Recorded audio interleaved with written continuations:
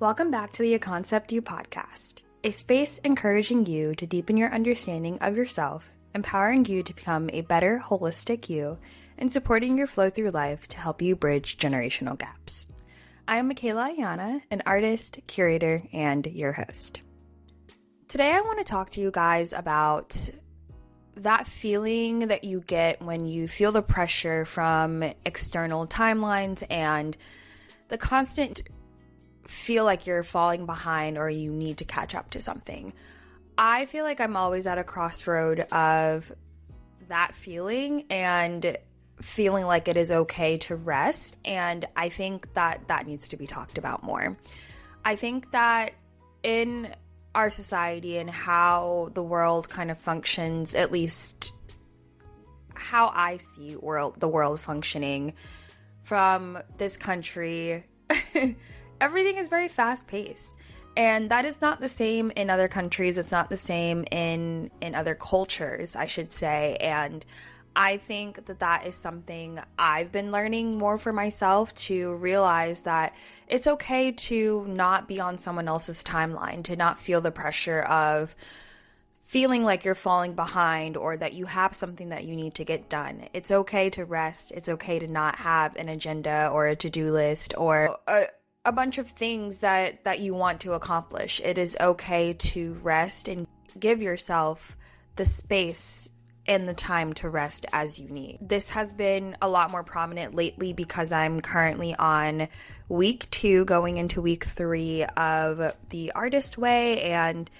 this thing has just been opening up a lot around some of the things that I already think of or consider for myself and kind of talk about here as well. But I think it's been really interesting because I am feeling myself go through this pivotal point in my artist career, in my life, where I am rethinking the things that I had opinions on or rethinking the things that I wanted for myself, and I am turning them into something that is serving me who I am today. And that takes time. That takes a lot of energy to constantly reassess and reevaluate the things that I believe in or the things that I want for myself and figure out, okay, well, if that isn't what it is, then what is?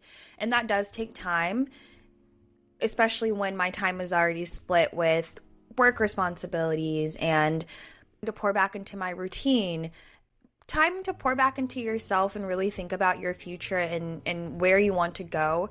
That takes time. It takes many iterations. It doesn't come in a quick speed of light thing, and that's something that I have had to grapple with more and more because it's always ongoing. It's constantly happening.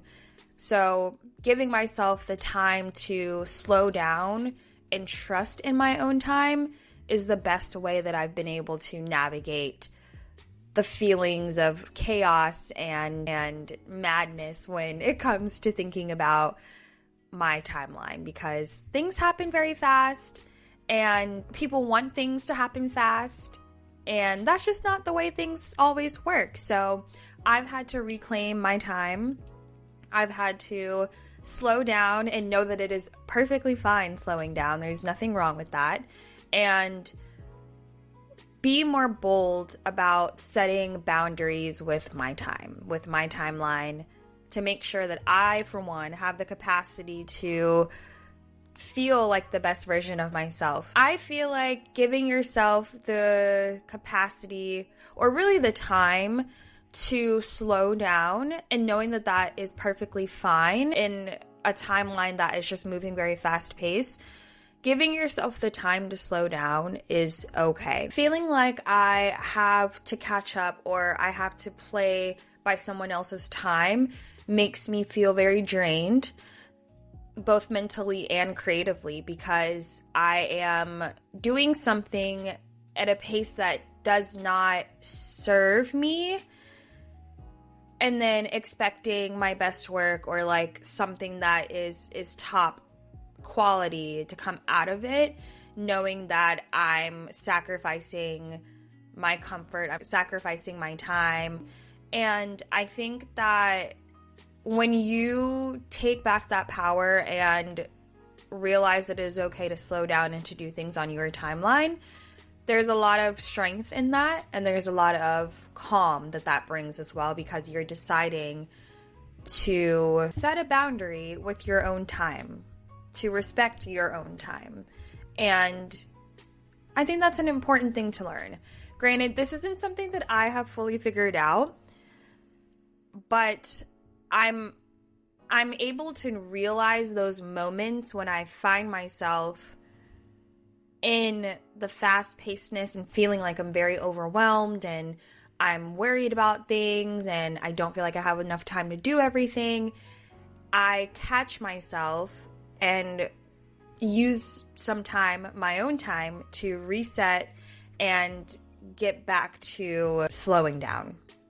So I am just grateful to have that ability to kind of catch myself almost, but knowing that this is something I struggle with, and that is just the reality of it. I think that with time, it will definitely get better, but where I'm at now, I am just really glad that I can at least recognize when I need to slow down, when I need to pause and reset and take time for myself to pour back into me, because that's exactly what I need right now. I think giving yourself that permission as a creative, as someone who is wellness focused, as someone who cares about their mental state, about their body, about how they're feeling, it's important to give yourself permission to do things at your own pace, because there is no rush to anything. There's this urge to constantly do more and be better and continuously push yourself.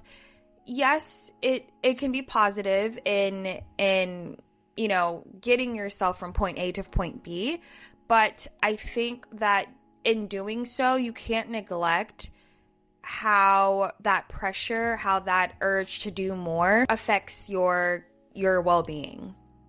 I think that the urge often causes stress and burnout very quickly.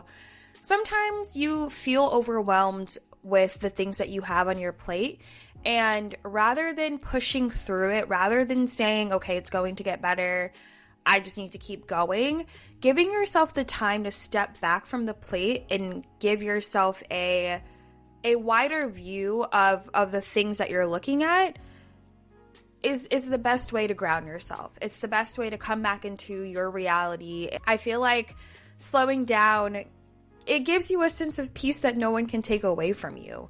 That is something that you can do actively with your own time, and know that that is something that works for you. I guarantee you slowing down is something that works 9 times out of 10 if you're feeling overwhelmed. And I feel like it's easier said than done, but the sheer act of knowing that that is something that can help, I think is also super beneficial. I think one thing that's been really helpful for me is being able to use my calendar and block off specific time for things. So on specific days, I have self-care time tied in. I have my morning routine. I have my nighttime routine. I have, times to eat and just different things that I know I want to accomplish throughout the day, and knowing that sometimes when things happen a bit fast and I don't have a schedule of things to kind of help guide, okay, this is where I should be at this time roughly. Having a calendar to break up my time helps me to set boundaries, because I know that this is dedicated time that I have to have on my calendar. But it gives me the option to move things around as things pop up.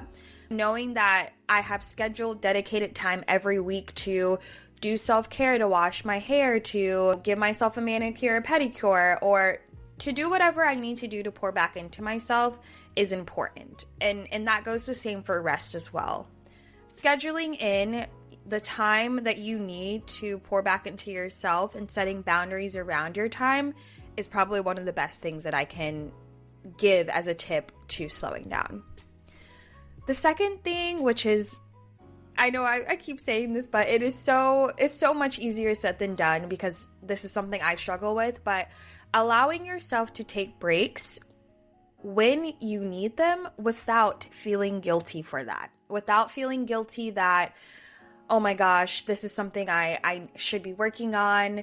The work is always going to be there. Everything is always going to be there. Everything can wait. But your feeling of being overwhelmed and knowing that you need to slow down, or knowing that you cannot continue at the pace that you're going, is something that cannot wait.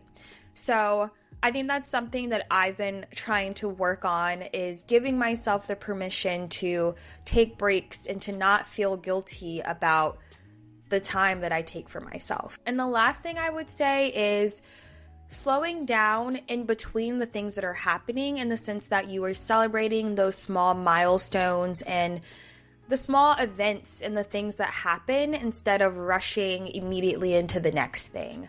I think that is one thing that I've been seeing with my creativity, is I have projects or things that I've been a part of where I'm so excited during the process, then the big reveal or whatever the date is happens, and then it's over. But after that time period is the perfect time for me to reset and slow down, because I know, okay, I've been spending all of these weeks, all of these days preparing for this particular event or preparing for this particular thing, and I could feel that overwhelming feeling happening, but I was managing it because I was able to balance my time, or maybe I wasn't able to balance my time. But I know that immediately after that event ends, or whatever I'm working on is done, I know immediately that that is a perfect time for downtime for myself, to give myself time to rest and recover and relax before I think about, okay, what's the next thing that I need to work on?